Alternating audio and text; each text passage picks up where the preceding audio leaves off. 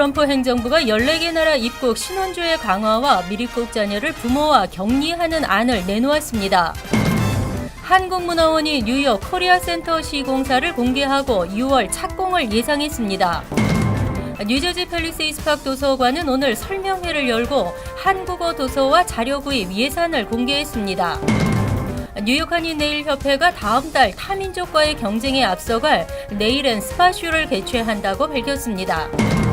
지난해 뉴욕시 유급병과 의무화 조례를 위반한 업체가 급증하면서 벌금도 2배로 늘었습니다. 이상은 이 시각 주요 뉴스입니다.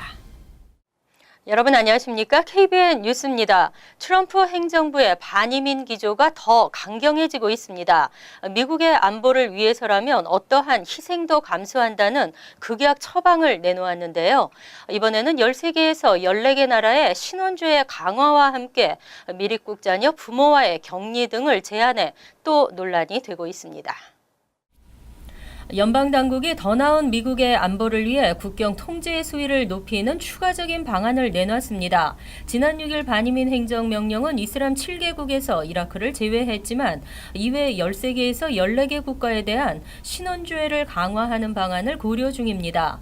존 켈리 연방국토안보부 장관은 6일 CNN과의 인터뷰에서 13개에서 14개 국가 신원조회 절차에 신뢰성에 의문이 있다며 신원조회 절차를 개선하겠다고 밝혔습니다. 13개에서 14개 국가가 구체적으로 어떤 나라인지는 밝히지 않았지만 만약 추가적인 신원 조회를 도입한다면 이들 국가 출신의 미국 방문이 최소화될 수 있다고 덧붙였습니다. 켈리 장관은 또 중남미 히스패닉계의 미입국 방지를 위해 모든 방법을 동원하겠다면서 자녀와 부모를 격리하는 방법을 제시했습니다. 미입국 부모는 멕시코 국경에서 돌려보내고 아이들만 인계받아 보건복지부의 관리하에 미국 내 친척 등에게 연결됩니다. 가족 해체 방식으로 미입국을 막겠다는 의미여서 상당한 인권 침해 논란이 예상되고 있습니다. 한편 시민단체들은 이번 행정명령도 증오와 두려움, 무능을 감추기 위한 가면이라며 비난했지만 트럼프 행정부의 반이민 기조는 더 강경해질 전망입니다. 뉴욕 코리아센터 시공사가 미국계 중견 건설업체로 밝혀졌습니다. 주변 건물주들과의 보험 등 공사 중 일어날 수 있는 피해 보상 문제에 합의하면 6월쯤에는 공사에 들어갈 것으로 예상됩니다. 뉴욕 한국문화원은 7일 기자간담회에서 코리아센터 시공업체로 KSK 컨스트럭션 그룹이 선정됐음을 공식 발표했습니다. 지난 24일 KSK 컨스트럭션 그룹을 시종사로 최종 낙찰하고 계약을 체결했음에도 문화원은 피해보상 관련 협상 문제로 시공사를 공개하지 않았습니다. 하지만 KSK 컨스트럭션 그룹이 M트랙과 공사지역 주변 5개 건물주 등과 공사 중 발생할지 모를 피해보상 조건 관련 협상이 끝나는 대로 정식 계약을 체결하고 공사에 착수할 계획입니다. 착공을 위해서는 M트랙과 공사지역 주변 건물주 등과 합의서를 체결해야 하는데 상당 기간이 소요될 것으로 예측되고 있습니다. KSK 컨스트럭션 그룹의 보험 규모는 2,500만 달러인데 M트랙은 7,500만 달러 규모의 보험을 요구하고 있는 상황입니다. 문화원은 6월 이전에는 착공이 가능할 것으로 내다보고 있습니다. 문화원은 이와는 별도로 이날 2017년 주요 사업 계획을 발표하고 뉴욕에서 한국의 국격 향상 및 인지도 확산을 위해 적극 노력할 것이라고 말했습니다. 평창 동계올림픽 홍보를 위한 온라인 이벤트 BR 체험존, 영화 상영과 K 클래식 공연, 강원도 향토 음식 행사 등을 진행할 방침입니다. 또 한국 문화가 있는 날을 올해 처음 실시하고 3월 18일은 전통 보자기 워크숍을 열 계획입니다. 팰리세이드 파크 도서관은 오늘 오후 기자회견을 열고 올해 한국어 도서와 DVD 구입 예산에 관한 설명회를 개최했습니다. 수잔 쿠마 팰리세이드 파크 도서관장은 2015년 9,500달러였던 한국 도서 구입 예산이 올해는 약 3배에 달하는 29,000달러가 되었다며 오는 3월까지 253권의 한국어 도서와 DVD 48개를 구입하게 된다고 밝혔습니다. Year is $29,000, which is a heck of an increase if you ask me. Why have we done it? Because our circulation of Korean materials, our turnover of Korean materials is among the highest of any of our materials that we have. 펠팍 도서관은 ESL 프로그램을 통해 많은 한인들이 영어 교육을 받고 있으며 동화책 읽어주기, 오목, 바둑 등 한국어 어린이 프로그램도 좋은 반응을 얻고 있습니다. 현재 팰리세이스팍 도서관은 약 7천여 권의 한국어 도서를 보유하고 있으며 도서관 이용자의 80%가 한인으로 4명의 한인 스태프들이 일하고 있습니다. 뉴욕 한인 네일 협회가 네일 앤 스파 쇼를 개최합니다. 협회는 더 나은 기술과 새로운 제품을 소개하는 이번 행사가 타민족과의 경쟁에서 앞서가는 발판이 되길 기대한다고 밝혔습니다. 보도에 지한샘 기자입니다. 뉴욕 한인 네일 협회가 오는 4월 2일 봄철 네일 앤 스파 쇼를 개최합니다. 네일 협회는 오늘 협회 사무실에서 기자회견을 열고 이번 행사에서 새로 선보일 주요 제품을 소개했습니다. 저희들이 이 어려운 환경 속에서도 저희들이 비즈니스의 활성화와 또 신개발품을 저희들이 접해서 하는 비즈니스에 보탬이 되고자 저희가 네일쇼를 개최하게 되었습니다. 네일 앤 스파 쇼에는 네일 관련 제품을 파격적인 가격으로 세일하고 스킨케어, 마사지, UV 젤 시스템, 반연구화장 등 각종 세미나도 개최합니다. 네일협회는 이어지는 불안과 각종 규제로 사업에 어려움을 겪고 있지만 이번 행사에 소개되는 새로운 제품과 기술이 업계 성장에 도움이 될 것이라고 밝혔습니다. 100여 개 업체가 참가하는 뉴욕 한인 네일협회 네일 앤 스파 쇼는 오는 4월 2일 오전 9시부터 오후 6시까지 플러싱 대동연회장에서 개최됩니다. KBN 뉴스 지한샘입니다. 뉴욕시에서는 2014년부터 직원들의 유급 병가가 시행되고 있지만 이를 모르는 경우도 있고 아예 병가 사용을 허용하지 않는 업체도 있는 것으로 나타났습니다. 유급 병가 의무화 조례를 위반한 업체가 지난해 급증한 것으로 조사됐습니다.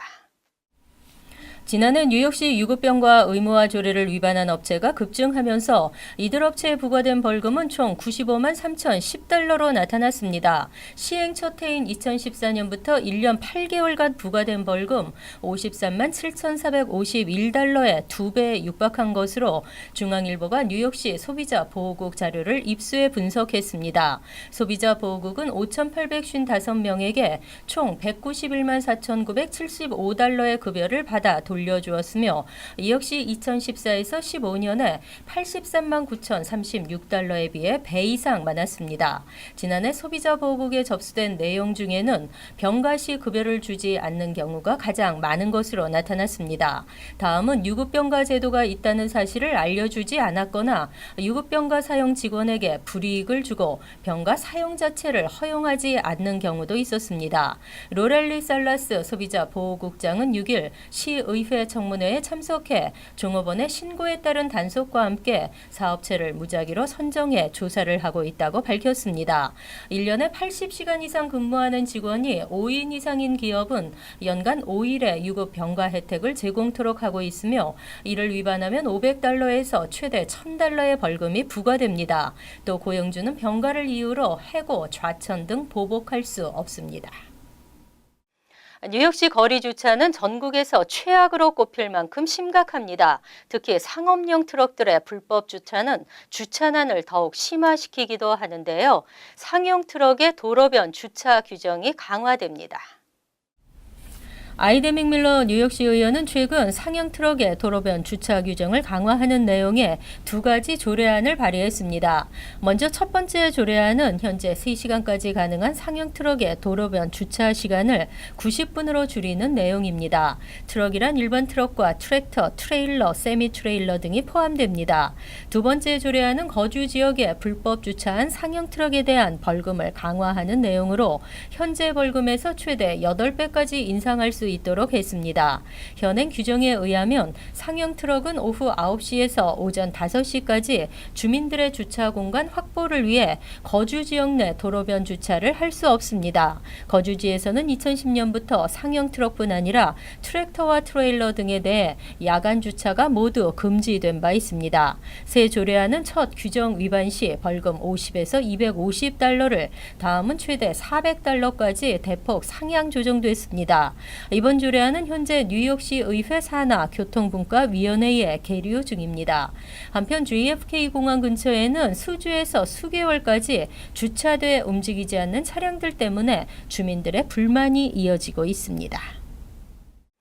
뉴욕주가 다양한 인종의 교사 채용을 지향하며 교사 임용 시험을 완화하겠다고 밝혔습니다. 하지만 아예 읽기, 쓰기 시험을 없애겠다는 개정안에는 반대 목소리가 이어지고 있습니다.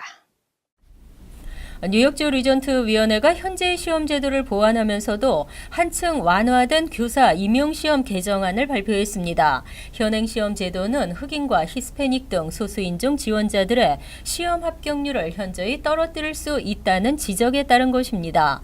이에 따라 개정안은 교사 지원자들의 시험 합격 기준을 완화시켰으며 읽기 쓰기 능력 시험은 아예 폐지하는 방안을 추진하고 있습니다. 지원자들의 교습 능력 평가에 대해서도 합격 점수에 못 미친다 하더라도 추천서 등 다른 요인에서 좋은 평가를 받은 경우 교원 자격증을 발급하도록 했습니다. 실제 2013에서 14 회계년도 교사 임용시험 인종별 합격률은 백인이 75%, 흑인 48%, 히스패닉은 56%로 나타났습니다. 하지만 교육계에서는 교사의 질을 떨어뜨릴 수 있다는 비판이 제기됐습니다. 맨해튼 인스티튜트 찰스 샘 교육정책 디렉터는 뉴욕주가 다양한 인종의 교사를 채용해야 한다는 뜻에는 공감하지만 교사가 갖추어야 하는 기본적인 읽기, 쓰기 능력에 대한 평가 없이 교사를 채용한다는 것은 교사의 질을 낮출 수 있다고 우려했습니다. 최근 세계적인 교원 정책의 추세는 전문성 있는 교사를 양성하고 선발하며 지속적 교육을 통한 인재 양성이 목적입니다. 이번 개정안의 취지가 목적에 부합될지 관심이 모아지고 있는 가운데 개정안은 이르면 다음 주 표결에 붙여집니다. 크리스티 뉴저지 주지사가 권총 휴대 완화 법안에 서명했습니다. 정신적으로 위협이나 공포를 느끼면 권총을 구입할 수 있습니다. 45년 굳게 지키던 뉴저지 총기 규제 벽이 허물어졌습니다. 전국에서 가장 엄격한 권총 휴대 규정을 고수해오고 있는 뉴저지주에서 6일 크리스티 주지사는 권총 휴대 허가 완화 개정안에 서명했습니다. 레코드지는 7일 새 규정은 일반 이상의 위협이나 정신적 공포를 느끼고 있음을 보이면 총기 허가를 받을 수 있다고 보도했습니다. 기존 규정은 과거에 공격을 받은 전력이 있거나 신변 안전에 특별한 문제가 있다는 점을 주 검찰국에 입증해야 권총 휴대를 허가받을 수 있었습니다. 개정안은 지난해 5월 60일간의 공청회를 거쳐 승인된 것입니다. 스콧 바우 뉴저지 총기협회 사무총장은 총으로만 자신을 지킬 수밖에 없는 비상 상황이 발생할 경우를 대비해야 한다며 모든 시민들은 자기 자신을 보호할 권리가 있다고 밝혔습니다. 개정안에 찬성하는 사람들은 뉴저지주가 총기 소지 권리를 위해 한 걸음 진전했다고 강조했지만 사냥용이 아닌 권총 소지가 쉬워짐에 우려하는 의견도 많습니다. 이로써 45년 이상 총기 소유에 대해 엄격한 제한을 두었던 뉴저지도 총기 소유가 쉽게 허용됐습니다. 비무장은 무책임한 것이라며 총기 소지권을 헌법에까지 명시한 미국의 전통이 21세기에도 유효한지에 대해서는 여전히 찬반이 엇갈리고 있습니다. 한편 이에 반대하는 민주당 의원들은 법적 소송 의사를 밝혔습니다. 뉴욕주가 아마존과 이베이 등과 같은 온라인 업체에 대해서도 판매세를 추진하면서 온라인 업체 연맹이 크게 반발하고 있습니다. 판매세 부과는 결국 소비자 부담으로 이어지고 업체 성장을 방해한다는 주장입니다. 뉴욕주가 아마존과 이베이 등 인터넷 업체에 온라인 판매세를 추진하자 온라인 판매 기업 연맹이 거세게 반발하고 있습니다. 전국 20여 개의 주에서는 현재 일부 온라인 소매업체의 거래 시 판매세를 부과하고 있습니다. 다만 아마존과 이베이 같은 플랫폼을 통해 제3자인 셀러가 판매하는 거래에 판매세를 징수하는 곳은 없습니다. 7일 데일리 뉴스 보도에 따르면 온라인 판매 기업 연합체는 쿠오모 주지사의 계획을 저지하는 억제하기 위해 본격적인 캠페인에 나설 계획입니다. 뉴욕 주민들의 온라인 판매 기업을 통한 물건 구입은 연간 1억 달러에 달하는 것으로 알려졌습니다. 쿠오모 주지사는 전국에서 최초로 이들 기업에게 판매세를 부과하겠다는 계획입니다. 뉴욕주 정부는 향후 2년간 약 2억 달러의 세수 증대 효과가 있을 것으로 추산하고 있습니다. 온라인 판매 기업 연합은 온라인 판매세는 소비자들에게 부담을 줄 뿐 아니라 온라인 판매 기업의 성장을 저해하는 요인이 될 것이라며 최근 여론조사에서도 뉴욕 주민의 69%가 온라인 판매세 도입에 반대하고 있다고 주장했습니다. 한편 뉴욕주는 2008년 물리적 시설 즉 넥서스가 없어도 판매 대리인이 단 한 명이라도 있다면 온라인 인터넷 업체에 판매세를 요구할 수 있는 아마존법을 제정했습니다.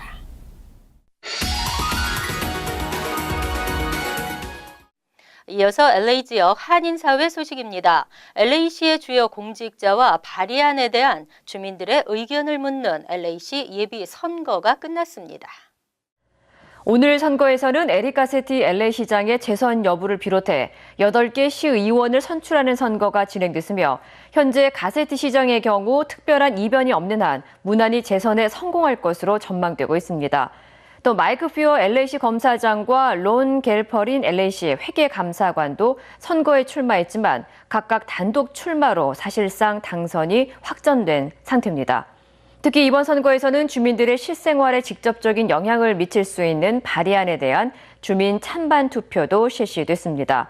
총 5개의 발의안에 대한 투표가 이뤄진 가운데 가장 주민들의 관심이 집중되고 있는 발의안은 LA시의 난개발을 막기 위해 지역 대형 개발 프로젝트를 2년간 중단하는 내용의 발의안 S로 민심의 향방이 주목되고 있습니다. 현재 발의안 S의 경우 LA시 경제 활성화를 위해 지역 개발이 필요하다는 입장과 도시의 난개발로 렌트비 상승과 교통체증 등을 부추겨 주민들의 삶이 오히려 더욱 어려워질 수 있다는 입장이 팽팽히 맞서고 있어 투표 결과의 귀추가 주목되고 있습니다. 한편 LA시 예비선거 결과에 대한 구체적인 윤곽은 내일 새벽쯤 드러날 예정입니다. 지난달 말리부 코랄 캐년 비치 인근에서 실종된 한인 여성 일레인 박 씨를 찾기 위해 한인사회가 발벗고 나섰습니다. LA 한인회는 오늘 글렌데일 경찰국과 LA 카운티 셰리프국 관계자 그리고 일레인 박의 어머니 수잔 박 씨와 함께 LA 한인타운에서 기자회견을 열고 일레인 박 실종 사건에 대한 한인들의 적극적인 관심과 제보를 당부했습니다. 일레인 박 씨는 지난달 28일 칼라바사스의 남자친구 집 인근에서 마지막으로 목격된 후 말리부 코랄 캐년 비치 인근에 자신의 차만 남긴 채 가족들과 연락이 두절됐으며 현재까지 경찰 수사에 별다른 진전이 없어 가족들이 $5,000의 살해금을 걸고 사설 탐정까지 고용하며 애타게 행방을 찾고 있는 상태입니다. 특히 이 자리에 참석한 일레인 박의 어머니 수잔 박 씨는 이번 사건에 대한 한인들의 큰 관심에 감사의 뜻을 전하는 한편 실종 당시 경찰의 초동 수사가 소극적이었다고 지적하며 경찰이 보다 적극적인 수사에 나서주기를 촉구했습니다. 이렇게 많은 한국 분들이 같은 그 핏줄, 한국 핏줄이라고 이렇게 도와주셔서 너무 감사합니다. 제가 지금 그 부탁하는 거는 지금 글렌데일 폴리스 디파트먼트에서 왜 남자친구를 너무 쉽게 그렇게 rule out 하고 포기했는지 지금 좀 이렇게 여러분들의 이렇게 모임으로 인해서 제가 바라고 싶은 거는 그 글렌데일 폴리스 디파트먼트이 다시 케이스를 오픈을 해서 좀 부지런히 해서 어떻게 해서라도 조금이라도 의심을 하는 증거를 잡아서 그 마지막 본 그 남자친구의 집을 근처든지 집을 하든지 해서 좀 더 조사하고 싶은 그런 마음이 많이 있습니다. 그렇게 해주셨으면 감사하겠습니다. 한편 현재 일레인 박 씨의 수색 작업을 위해 기금 모금 사이트가 개설된 가운데 한인 토니고 씨가 $5,000를 기부하는 등 한인사회 동참이 이어지고 있으며 한인회 역시 기부금 지원은 물론 경찰 당국과 연계해 지속적으로 행방을 찾아 나설 계획이라고 밝혔습니다. 월드리포트입니다. 실제가 아닌 가상현실에서 멋진 남성과 연애하는 여성이 늘고 있습니다. 요즘 세상은 가상 남친이 있고 남자친구를 빌리기도 합니다. 아야카 씨는 남자친구의 사진집을 신주단지 모시듯 지니고 다닙니다. 未開封開けられない大事で大事すぎて開けられない 그런데 다를까봐 잘 펴보지도 않는다는 사진집에는 온통 만화 캐릭터만 있습니다. 가방에도 만화 캐릭터 배지가 가득한데 케인이란 이름의 이 캐릭터는 가상 연애 게임에 등장하는 남성입니다. どんな気持ちになるときめくもう本当にもう彼に恋をしてるのと本当一緒もう一人でこうってなる 가상 연애 게임은 여성이 주인공이 돼 멋진 남자들과 연애를 하는 내용으로 여러 명의 남자친구를 동시에 사귈 수도 있습니다. 게임에 등장하는 남자들은 외모도 준수하고 주인공을 향해 뜨거운 사랑을 표현하기 때문에 진짜 연애하는 느낌을 준다고 합니다. It's really nice to have a guy who lives in your cell phone who only comes out when you want him to. He loves you unconditionally. He's just the perfect guy. 일본 남자들이 애정 표현에 인색해서 여성들이 가상의 남자친구에 빠진다는 말이 나오는 가운데 가상 연애 게임은 젊은 여성들에게 폭발적인 인기를 끌며 급성장하고 있습니다. 고향 방문을 앞둔 리첸시 씨가 온라인 쇼핑에 나섰습니다. 그런데 쇼핑몰 상품 목록에는 물건이 아니라 남성들의 사진과 신상 정보, 가격이 적혀 있습니다. Oh, so many options. If I'm lucky to really find someone that not so weird. 그녀가 사려는 건 바로 가짜 남자친구. 부모님의 결혼 독촉이 심해지자 가짜 남자친구를 구해 고향집에 데려가기로 한 겁니다. 那我们需要准备讨论一下我们下礼拜就做什么就是我们先开始吧 남자친구 대여 비용은 17만 원부터 시작해 많게는 170만 원이 넘는데 손잡기나 뽀뽀하기 같은 애정 행위를 요구하면 비용이 추가됩니다. 물론 다른 이유로 가짜 남자친구를 구하기도 하지만 나이가 차면 결혼을 해야 한다는 사회적 압박은 애인 대행 사이트를 더욱 인기 있게 만들고 있습니다. 간추린 소식입니다. 뉴욕시 보건국이 건강하게 나이 드는 법이라는 주제의 시니어 건강 가이드를 소개했습니다. 가이드는 한국어, 중국어, 이탈리아어 등 총 13개 언어로 만들어졌으며 건강유지 방법 외에 의약품 관리, 꾸준한 사회활동, 노인복지 및 지원 프로그램 등에 대해서도 자세히 설명했습니다. 뉴욕시 보건국 웹사이트에서 다운로드해 볼 수도 있습니다. 1년 연기된 뉴욕시 비닐 종이봉지 유료화 정책이 재추진되고 있습니다. 미카 켈러 전 뉴욕주 하원 의원은 7일 위원회를 구성하고 기금 모금 활동을 시작했다고 밝혔습니다. 켈러 전 의원은 정치인들과 주민들을 대상으로 5센트 유료화 정책의 효용성을 알리는 캠페인을 전개할 계획이라고 전했습니다. 또 유료화 정책은 연간 90억 달러의 비닐봉지 사용을 줄일 수 있고 환경 보호에 큰 도움이 될 것이라고 말했습니다. 2016년 상반기 뉴욕시 5개 보로에서 약물 남용이 모두 증가한 것으로 나타났습니다. 브롱스는 115건에서 252건으로 가장 많이 늘었고 퀸즈는 104건에서 144건으로 증가했습니다. 특히 1인당 한 압류량은 5년 전에 비해 10배나 증가했습니다. 마약 단속국은 헤로인 중독이 뉴욕시와 인근 교외 지역에서 유행병처럼 번져가고 있다며 다른 약물에 비해 저렴한 가격도 헤로인 중독을 부추기고 있다고 밝혔습니다. 수천 건의 학생 성적 입력 오류 문제를 빚었던 뉴저지 잉그루드 학군이 학생들의 성적 누락으로 인한 졸업, 지연 등의 피해를 최소화하기 위해 온라인 수업을 개설했습니다. 잉그루드 교육위원회는 성적 입력이 누락된 12학년 학생 100여 명을 시작으로 이번 주말부터 각 학교별로 보충 수업을 진행한다는 계획입니다. 로버트 크라비츠 교육감은 졸업을 앞둔 학생들 중 99%가 제때 졸업할 수 있을 것으로 보인다고 밝혔습니다. 다음은 시사 컬럼이 이어집니다.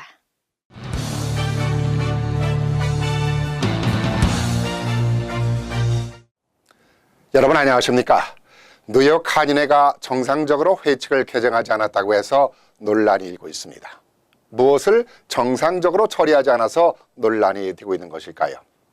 일반적으로 총회를 개최하기 위해 임시이사회가 개최됐을 때 정족수 미달로 상원이 되지 않는 경우에는 다음 총회 전에 일정 기간을 두고 공고를 해야 합니다. 단체들의 회칙에 따라 다소 다르긴 하지만 일반적으로 보통 일주일 전이나 열흘 전에 통고를 해야 하는 것이 원칙으로 되어 있습니다. 그런데 이번 뉴욕 한인회가 이런 기본적인 것을 무시하고 총회를 개최했다는 것이 이유입니다. 이뿐만이 아니라 50만의 대표 기관을 자처하는 뉴욕 한인회가 회칙을 개정하는데 동포 공청회조차 제대로 갖지 않고 눈 가리고 아웅식으로 밀어붙여서 처리했다는 것이 또 하나의 이유입니다. 이에 대해서 뉴욕 한인회 측은 아무런 문제가 없다고 주장하고 있습니다. 그래서 논란이 중심이 되고 있는 뉴욕 한인회 이사회 소집에 대한 회칙을 검토해 봤습니다. 제24조 이사회 소집 공고에 대한 내용입니다. 정기 이사회 소집을 할 때는 소집 회의일로부터 10일 전까지 전체 이사를 대상으로 우편이나 메일 또는 전화 등을 통해 통보를 해야 한다. 이렇게 되어 있습니다. 그런데 뉴욕 한인회는 이러한 회칙 절차를 따르지 않고 총회를 강행한 것입니다. 그러니까 위법적인 총회였고 회칙 개정 또한 위법적인 총회에서 이루어진 것이기 때문에 무효가 되는 것이라고 보겠습니다. 또 하나의 논란은 반세기가 넘는 세월 동안 뉴욕 한인회라는 이름으로 뉴욕 지역의 동포 대표 기관으로 자리를 해왔습니다. 그런데 무슨 연유인지 대자를 붙여서 대뉴욕 한인회라는 이름을 동시에 표기하도록 회칙을 개정하고자 했습니다. 대자를 붙였다는 것은 뉴저지나 커네디컷 지역도 뉴욕 한인회가 대표성을 가지고 있다는 것을 암시를 하고 있기 때문에 이 지역 한인들로부터 반발을 살 수 있습니다. 잘못하면 이 지역 단체들과 불화의 불씨를 만들게 되는 것입니다. 그동안 이런 문제가 민감하게 대두됐기 때문에 매우 조심스러운 부분이었습니다. 이젠 뉴저지나 커네디컷에도 명실공히 지역을 대표하는 한인회가 존재하고 있습니다. 그런데도 무슨 발상으로 이런 회칙을 만들었는지 동포들이 이해하기 힘든 부분이라 하겠습니다. 뉴욕 한인회는 순수 한인 동포단체들입니다. 순수하게 만들어진 동포봉사단체입니다. 이렇게 해서 탄생된 단체인데 오랫동안 봉사활동으로 임무를 다하면서 동포들로부터 또 사랑을 받아왔습니다마는 지난 1990년 21대 직선제 회장 선거를 시작하면서 순수한 봉사단체의 목적이 퇴색이 됐고 결국 바람잘 없는 단체로 전락이 되고 있는 느낌입니다. 한인회라는 단체는 어느 지역을 막론하고 동포들을 위해 봉사하는 단체입니다. 혹시 이를 잊고 있었던 것은 아닌지요?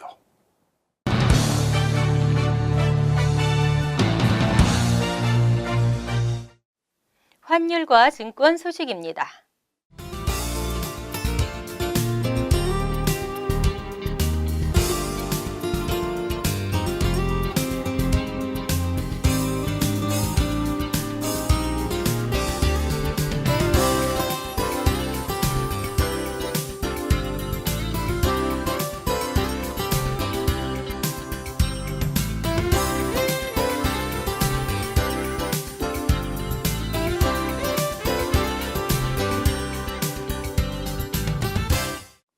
이어서 날씨입니다. 목요일은 대체로 맑겠고 간간히 흐리겠습니다. 낮 최고 기온은 56도, 섭씨 13도, 밤 최저 기온은 35도, 섭씨 2도로 예상됩니다. 금요일은 흐리고 춥겠으며 1에서 3인치 정도 눈이 내리겠습니다. 토요일은 차차 맑아지겠지만 추운 날씨가 이어지겠습니다. 이상으로 KBN 뉴스를 마칩니다. KBN과 함께 편안한 하루 되시기 바랍니다.